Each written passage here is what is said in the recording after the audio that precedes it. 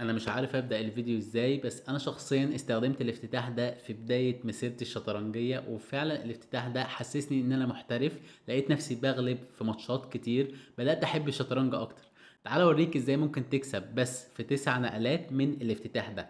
يعني مثلا في الموقف ده هنا الابيض بياكل فيل في بيدق وبيسيب الرخه بتاعته ببلاش، بفكره انك لو كلت الرخ ساعتها انا بديك كش بالوزير، والكش دي قويه جدا. يعني مثلا لو فكرت انك تغطي بالفيل، فانا بديك كش بالحصان تمشي بالملك، كش بالفيل كش مات.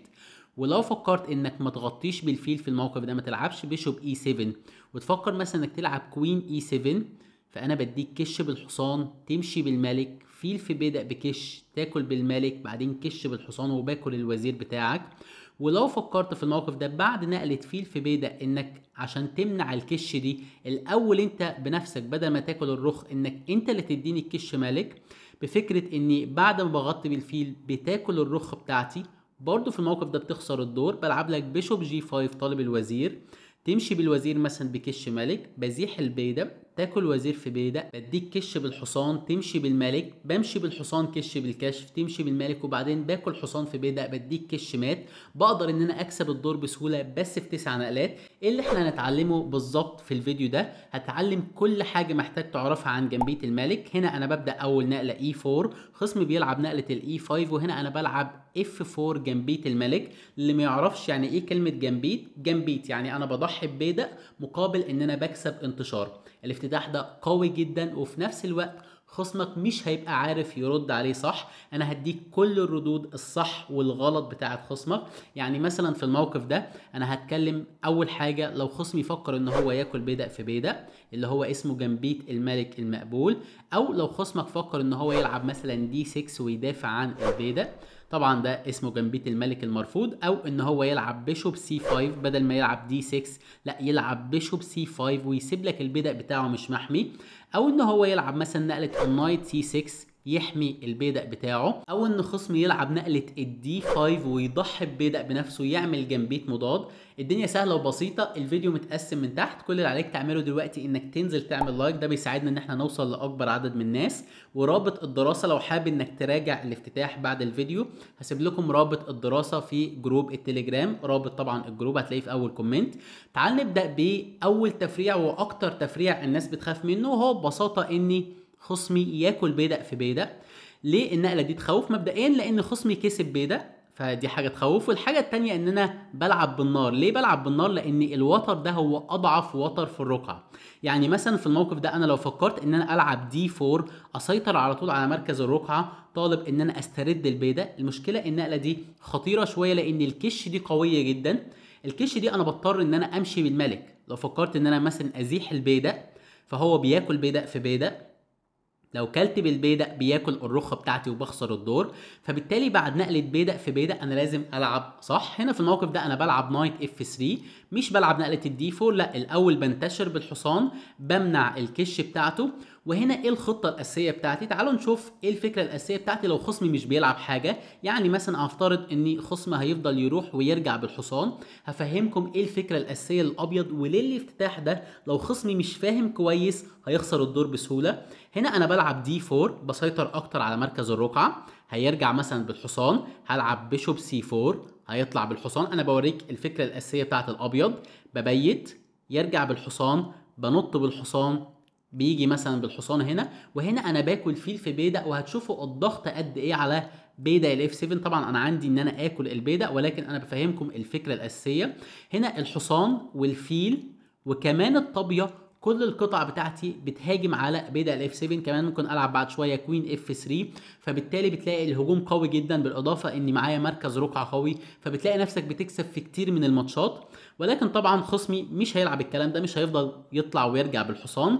في الموقف ده خصمي عنده نقلتين كويسين، يا اما يفكر ان هو يلعب دي 6 عشان يفتح لباقي القطع بتاعته، يا اما يفكر ان هو يلعب نقله الجي 5 ان هو يحمي البيدق الزياده بتاعه. وفي نفس الوقت نقله الجي 5 انا طالب كمان ان انا ازيح البيدق، ساعتها هطرد الحصان من مكانه، وساعتها الكش من هنا هتبقى قويه. تعالوا الاول نبدا بنقله الدي 6. لو خصمي يفكر ان هو يزيح البيدق ويكمل انتشار عادي، ساعتها في الموقف ده انا بلعب بيشوب سي 4 بنتشر بالفيل، وهنا ممكن يفكر ان هو يلعب H6، عايز يحضر نقلة الجي 5. مهم جدا في الموقف ده ان انا امنع نقلة الجي 5، العب H4، بحاول ان انا امنع نقلة الجي 5. طبعا الجي 5 دلوقتي بقت ممنوعة، لاني لو لعبها انا باكل بيدق في بيدق، ما بتقدرش تاكلني طبعا بالبيدق، والا باكل الرخة بتاعتك.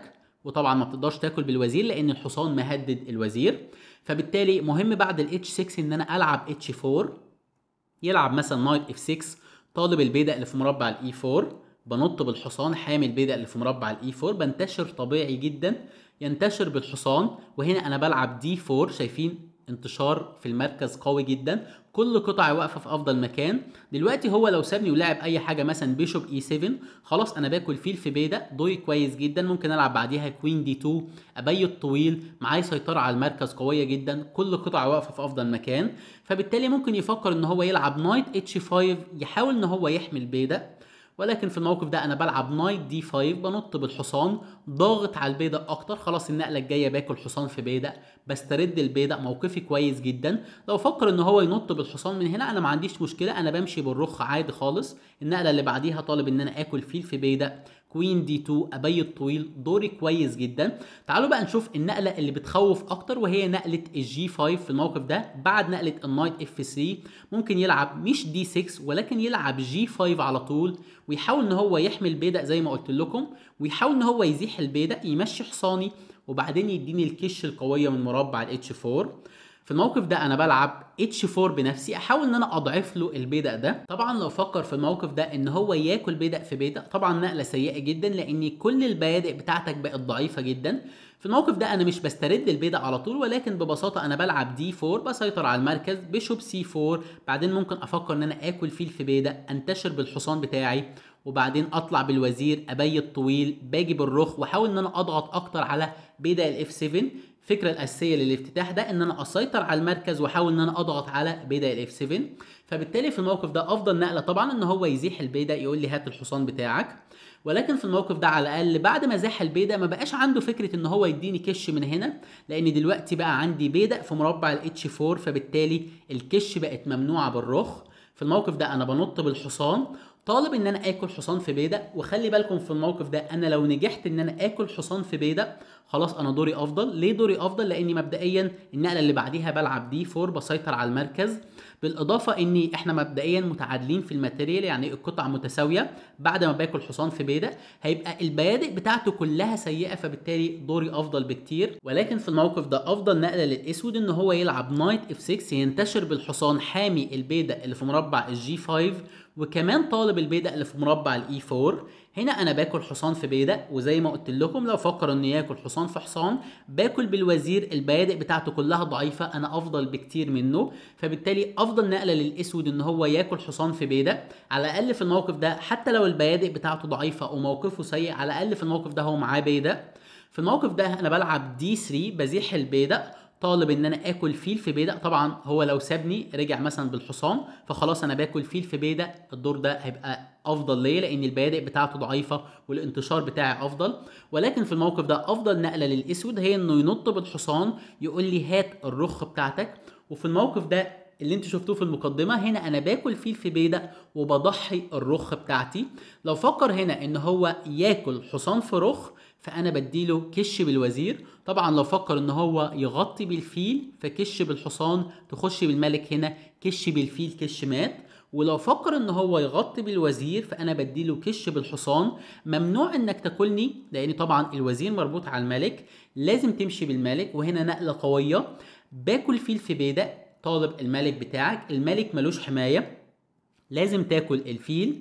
وهنا انا بنط بالحصان كش ملك، والنقله اللي بعديها باكل الوزير، وكده انا كسبت الوزير بتاعك. طبعا في الموقف ده انا خسران قطع كتير، انا خسرت الطابيه وضحيت بالفيل بتاعي، ودلوقتي انا هضطر ان انا اخسر الحصان، ان انا اكل حصان في وزير. فبالتالي انا خسرت قطع كتير مقابل الوزير، فبالتالي الماتيريال متعادل. ولكن لما نيجي نقيم الموقف هتلاقي ان الحصان بتاع الاسود مش في افضل مكان، الحصان ممكن يتحبس، الملك بتاع الاسود في مكان سيء جدا تقريبا عريان، بالاضافه ان انا معايا وزير ممكن اهاجم بيه على الملك. فبالتالي بعد نقله حصان في رخ، هنا انا مش بخاف في الموقف ده، بالعكس انا دوري افضل.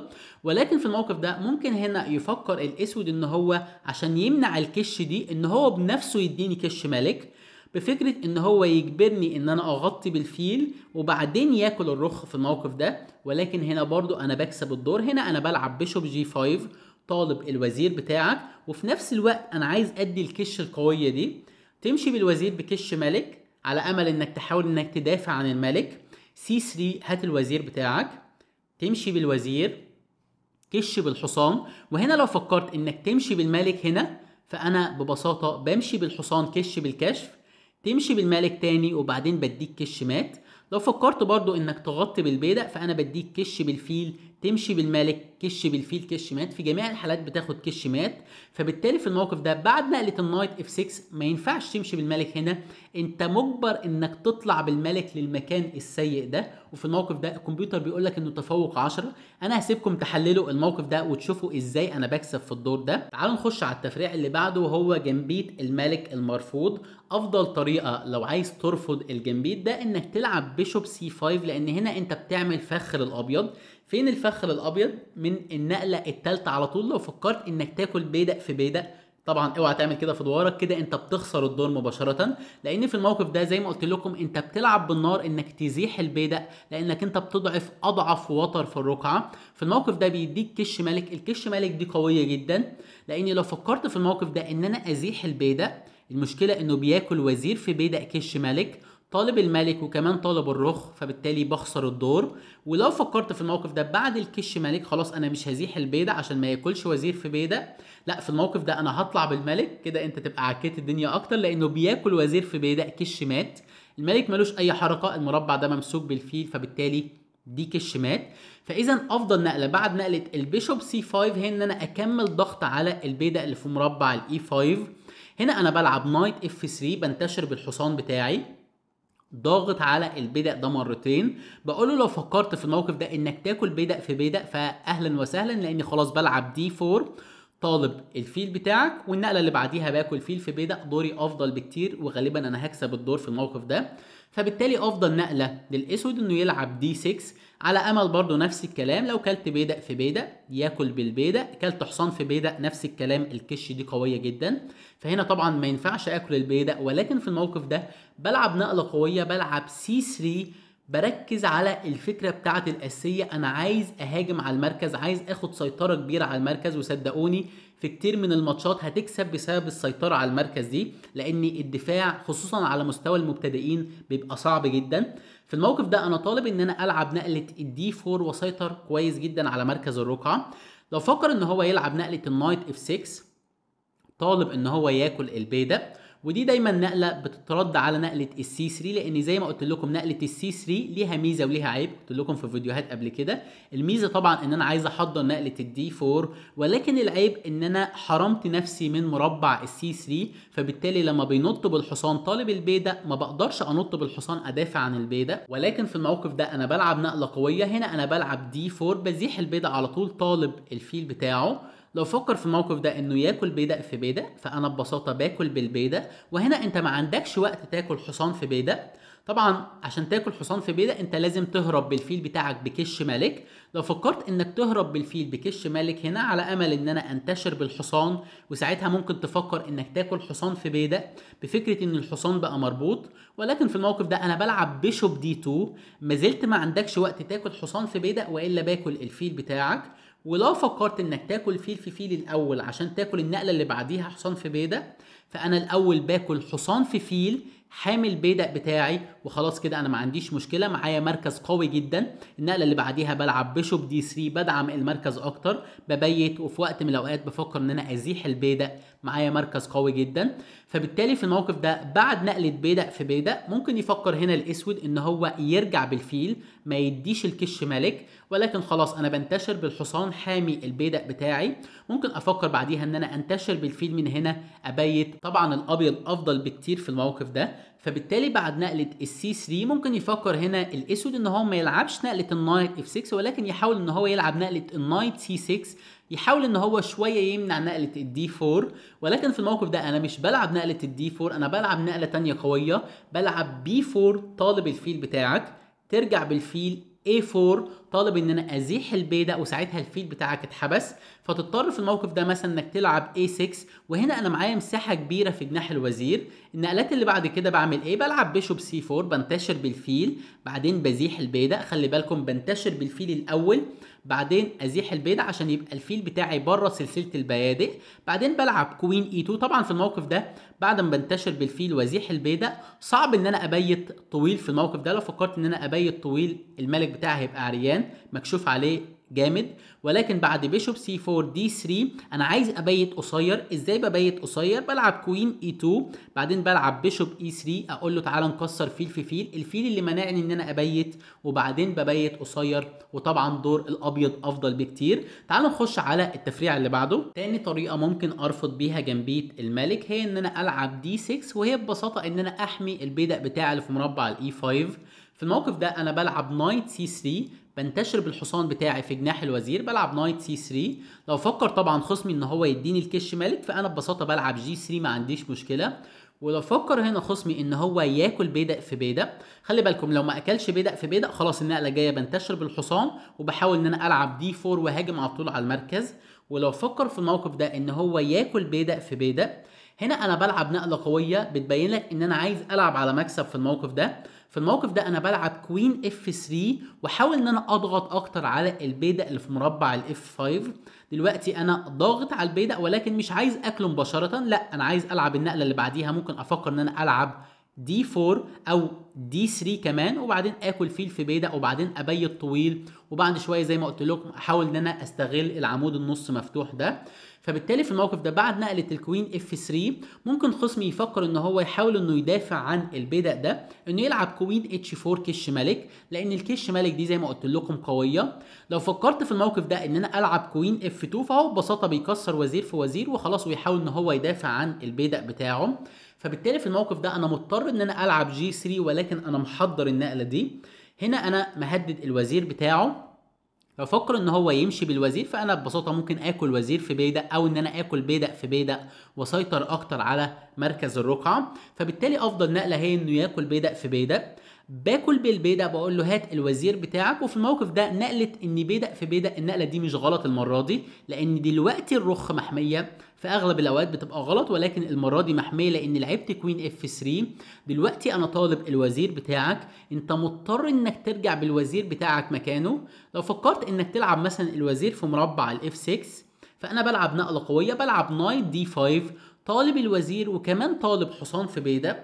ولكن ممكن حد يقول لك ايه المشكله؟ ما انا في الموقف ده انا ببساطه باكل وزير في وزير، تاكل بالحصان، وبعدين باجي بالملك احاول ان انا ادافع عن البيدق. المشكله في الموقف ده انك حتى لما دخلنا في الاند جيم انت بتخسر الدور اجباري. خلي بالكم جدير بالذكر ان هنا النقله الوحيده اللي بتدافع عن البيدق هي كينج D7. لو فكرت ان انا احمي بالحصان فالنقله دي غلط، باكل فيل في حصان، تاكل بالبيدق، بعدين بديك كش مالك وباكل الرخه بتاعتك.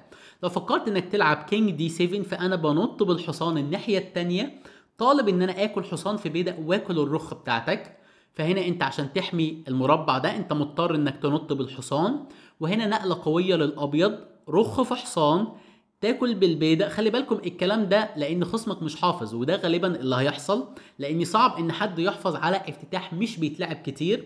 هنا انا باكل حصان في بيدق، طالب الرخ بتاعتك، تمشي بالرخ اجباري. وهنا انا مش بديك كش واكل الرخ، ولكن بلعب نقله تانية اقوى ان انا بلعب بيشوب H3 كش ملك، طالب الملك. الملك ما يقدرش يجي هنا لان طبعا المربع ده ممسوك بالحصان، فبالتالي انت مضطر انك تمشي وتسيب الفيل بتاعك. باكل هنا فيل في فيل.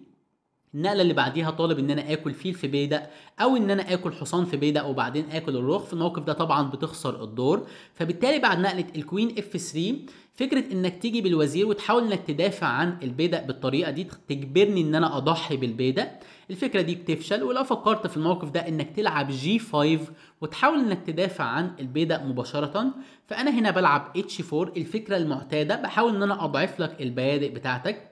في الموقف ده خلي بالكم ما يقدرش ان هو يلعب H6 لاني ببساطه باكل بيدق في بيدق، ممنوع انك تاكلني بالبيدق والا باكل الرخ بتاعتك. ولو فكرت بعد بدأ في بدأ انك تاكل بالوزير، فالبدأ ده ضعيف جدا. انا ببساطه بلعب دي 3 او دي 4، والنقله اللي بعديها باكل فيل في بدأ وبكسب البدأ ده بسهوله. ولو فكرت انك تحمي البدأ من مربع الاف 6، فالكش دي هتبقى قويه جدا. فبالتالي في الموقف ده ممكن تفكر انك تكمل انتشار عادي، تلعب مثلا نايت سي 6، وهنا انا بلعب دي 3، طالب ان انا اكل بيدق في بيدق، والنقله اللي بعديها اكل فيل في بيدق. وطبعا موقفي افضل لان الملك بتاعك ضعيف جدا والبيدق ده كمان ضعيف بالخصوص. تفكر انك تزيح البيدق، وهنا انا مش باكل وزير في بيدق، ولكن ببساطه انا برجع بالوزير، مانع ان الحصان ينط في المربع ده، طالب ان انا النقله الجايه اكل بالفيل. وساعتها لما باكل بالفيل، فيل هيبقى واقف في مكان كويس، البيادق بتاعته ضعيفه جدا، المربعات كمان كلها ضعيفه جدا. يعني حصاني ممكن في المستقبل ينط في مربع الجي 3، بعد شويه اجيب الرخ من هنا واحاول ان انا استغل المربعات الضعيفه اللي البيادق دي اتزاحت وعملتها. فبالتالي هنا الابيض افضل. تعال نخش على تفريع تاني وطريقه تانيه ممكن يدافع بيها الاسود بعد نقله الاي 4 ونقله الاف 4. في الموقف ده الاسود ممكن يرفض جنبيت الملك ان هو يلعب نقله النايت سي 6 ويدافع عن بيدق الاي 5. في الموقف ده انا بلعب نقله النايت اف 3، بنتشر بالحصان، وفي نفس الوقت انا مانع الكش الخطيره من مربع الاتش 4. وهنا ممكن يفكر الاسود ان هو يعمل جنبيت مضاد، ان هو يضحي ببيدق ويلعب بنفسه هنا نقله الاف 5. ولكن انا متابع قناه كاسباروف العرب فعارف الرد الصح. في الموقف ده انا باكل بيدق في بيدق وبقول له انت اضعفت الوتر ده، فدلوقتي انا باكل بيدق في بيدق، طالب بعد شويه ان انا انط بالحصان هنا، وساعتها الكش دي هتبقى قويه جدا. لو فكرت في الموقف ده انك تاكل بيدق في بيدق زيي، فممكن افكر هنا ان انا العب دي 4، طالب ان انا بعد شويه اكل فيل في بيدق، وطبعا دور الابيض افضل بكتير. ولو فكر في الموقف ده ان هو يزيح البيدق، طالب الحصان بتاعي، دي افضل نقله ليه. دايما هو بيلعب اف 5 عشان اول ما ياكل يحاول ان هو يفوت البيدق ويحاول ان هو يعمل هجوم مضاد عليا. في الموقف ده انا بنط بالحصان، ودلوقتي زي ما قلت لكم انا مهدد تهديد خطير، انا طالب ان انا اديله كش ملك. الكش ملك دي قويه جدا لان بعديها في كمان كش في مربع الاف 7. لو فكرت انك تلعب نقله الجي 6، فانا باكل بيدق في بيدق. طبعا ما بتقدرش تاكل بالبيدق والا ببساطه باكل الرخ بتاعتك، او كمان ممكن افكر ان انا ما اكلش الرخ واكل البيدق، لان زي ما قلت لكم بعد الكش دي في كش من مربع الاف 7، الكش دي هتبقى قويه جدا. فبالتالي دلوقتي انا طالب الكش دي، هو مضطر ان هو يلعب نقله النايت اف 6 يدافع عن الكش الخطيره. وهنا انا بلعب دي 4، بهاجم على مركز الرقعه، مثبت الحصان القوي بتاعي. في الموقف ده ممكن يفكر هنا ان هو يلعب دي 6 يهدد الحصان، وفي نفس الوقت النقله اللي بعديها طالب ان هو ياكل فيل في بيدق. يعني مثلا لو فكرت ان انا اتحرك بالحصان ياكل فيل في بيدق، بعد شويه يزيح البيدق، وتلاقي ان هو في النهايه معاه مركز رقعه قوي جدا. فبالتالي في الموقف ده انا بلعب نقله قويه، انا مش بمشي بالحصان، ولكن هنا انا بلعب نقله قويه، بلعب بيشوب بي 5، باجي بالفيل رابط الحصان بتاعه، بفكره ان هو لو اكل الحصان، طبعا خلي بالك دلوقتي انا ضاغط على الحصان بتاعك بقطعتين، ما تقدرش تاكل فيل في بيدق بسهوله. فبالتالي بتفكر انك الاول تاكل الحصان، ولكن فكره تضحيه الحصان ان انت لما لعبت نقله الاف 5 نفس فكره جنبيه الملك، انت اضعفت الوتر ده، فهنا انا مضحي الحصان عشان اكل بالبيدق اطرد الحصان بتاعك، لان الحصان دلوقتي لو اتحرك، الحصان لو مشي في اي مكان، فالكش دي قويه جدا. فبالتالي هنا انت ما عندكش حل، طبعا الكش دي صعب انك تسمح بيها، انت هنا مضطر انك تاكل فيل في بيدق لانك انت اوريدي كنت كسبان قطعه. وهنا انا باكل الحصان بتاعك، تاكل بالوزير، وهنا انا ببيت، شايفين العمود ده الرخ واقفه في وش الوزير، بيلعب بيشوب دي 6 بينتشر بالفيل، بنتشر بالحصان، وهنا هو بيبيت. والموقف ده لما نيجي نقيمه للوهله الاولى يبان ان الاسود افضل. ليه يبان ان الاسود افضل؟ الاسود معاه بيدق متقدم، البيدق ده هو ماسك مربعات كتيره من الابيض، انا معايا فلين مهاجمين على جناح الملك، والعمود ده كمان مفتوح، يعني انت مش بس عندك العمود مفتوح، لا كمان العمود بتاعي مفتوح، فبالتالي شويه معايا هجوم. ولكن في الموقف ده النقلتين الجايين انا عايزك تحفظهم، انا بلعب بيشوب سي 4 بكش ملك. فكره البيشوب سي 4 ايه؟ ان انا بفضي المربع ده، تمشي بالملك، بعدين بنط بالحصان، ودور الابيض افضل. ليه دور الابيض افضل؟ انا دلوقتي طالب الفيل بتاعك، وللاسف الفيل ما ينفعش يتحرك في اي حته، والا ببساطه باكل حصان في بيدق. فبالتالي بيلعب اي حاجه، والنقله اللي بعديها باكل حصان في فيل ياكل بالوزير بلعب سي 3 عشان ادعم المركز بتاعي، ومعايا افضليه كويسه. ليه؟ لان انا معايا فلين والرقعه مفتوحه وهو معاه فيل وحصان، فبالتالي في الموقف ده الابيض افضل برضو. تعال نخش على التفريع اللي بعده. في الموقف ده هنا الاسود بيفكر ان هو يعمل جنبيت مضاد، بيلعب نقله الدي 5، بيضحي لي ببيدق مقابل الانتشار. في الموقف ده انا باكل البيدق اللي في مربع الدي 5، وهنا هو عنده حل من ثلاثة. يا اما يفكر في الموقف ده ان هو يكمل ان هو يضحي بيادق، ان هو يلعب مثلا نقله زي السي 6، يا اما يفكر ان هو ياكل البيدق ده، يا اما يفكر ان هو يزيح البيدق ده. تعالوا نشوف لو فكر ان هو يلعب مثلا نقله زي السي 6 ويحاول ان هو يضغط اكتر على البيدق بتاعي، بفكره ان انا لو كلت بيدق في بيدق ساعتها بياكل بالحصان يبقى كسبان انتشار كبير جدا، خصوصا ان انا ما لعبتش ولا نقله في الافتتاح، ما لعبتش غير بس نقله اضعافيه اضعفت الملك بتاعي. فبالتالي في الموقف ده هنا انا مش باكل بيدق في بيدق، ولكن هنا انا بلعب نايت اي 2، نقله قويه بنتشر بالحصان وفي نفس الوقت حامي البيدق، وفي نفس الوقت خلاص الكش دي ما بقتش خايف منها لاني بلعب جي 3. بيفكر هنا مثلا ان هو ياكل بيدق في بيدق، ساعتها انا باكل بيدق في بيدق، يلعب كوين اتش 4 كش ملك، وهنا انا بلعب نايت جي 3. خلي بالكم في الموقف ده انا مش بزيح البيدق، لو فكرت ان انا ازيح البيدق بيجي بالوزير طالب البيدق وكمان طالب الرخه بتاعتي، ولكن في الموقف ده انا بلعب نايت جي 3 بنط بالحصان، خلاص انا مش خايف من الكش دي، الكش دي مش موجوده، وكده انا حميت الملك بتاعي. خلي بالكم في الموقف ده انا اوريدي كسبان بيدق. بيفكر هنا ان هو ينتشر بالحصان وفي نفس الوقت يهدد البيدق بتاعي، ساعتها انا بلعب سي 3 طالب ان انا العب نقله الدي 4. طبعا هو لو سابني نقله خلاص انا بلعب دي 4، معايا مركز رقعه قوي جدا بكسب الدور. فبالتالي في الموقف ده ممكن يفكر انه يلعب بنفسه نقله الدي 4، يحاول ان هو يمنعني ان انا ادعم البيدق بتاعي، ولكن في الموقف ده نقله الدي 4 نقله مش كويسه، لاني ببساطه بلعب بيشوب بي 5 بنتشر بالفيل بتاعي بره سلسله البيادق، بعدين بلعب دي 3 وبعدين بنتشر بالحصان، طالب ان انا انط بالحصان، هنا هبقى ضاغط على الوزير وكمان مدافع عن البيدق، او ان انا انط بالحصان هنا هبقى طالب الفيل وكمان طالب الكش القويه دي. فبالتالي في الموقف ده طبعا الابيض افضل. ولو فكر هنا بعد نقله السي 3 ان هو ما يلعبش نقله الدي 4، ولكن ان هو ببساطه ياكل حصان في بيدق، فخلاص هو كان كده كده اصلا انا كنت كسبان بيدق. في الموقف ده ببساطه انا بلعب دي 4 طالب الحصان بتاعه، يمشي بالحصان بلعب دي بيشوب دي 3 وبعدين ببيت، وبرضه دور الابيض افضل، انا معايا العمود ده مفتوح مبيت اسرع منه، كمان العمود ده نص مفتوح بهاجم على البيدق الضعيف بيدق الاف 7. فبالتالي في الموقف ده بعد نقله السي 6 انا ضامن ان دوري كويس. ممكن يفكر في الموقف ده الاسود ان هو يلعب نقله بيدق في بيدق، وهنا انا بلعب نايت اف 3 بنتشر بالحصان بتاعي. زي ما قلت لكم لما بياكل بيدق في بيدق هو طالب ان هو يديني كش من هنا قويه، فبالتالي انا بنتشر بالحصان مانع الكش دي. وفي الموقف ده خلي بالكم احنا متعادلين، البيادق متعادله. لو فكر هنا ان هو ياكل وزير في بيدق على امل ان هو يبقى كسبان بيدق، لا ساعتها دورك هيبقى سيء، لاني ببساطه هنتشر بالحصان بتيمبو. يعني ايه بتيمبو؟ يعني جاي مهدد قطعه من قطعك، فبتضطر انك ترجع بالوزير تخسر وقت، وبعدين بلعب دي 4 وببدا ان انا اضغط على البيدق الضعيف في مربع الاف 4، بسترد البيدق ودوره بيبقى افضل.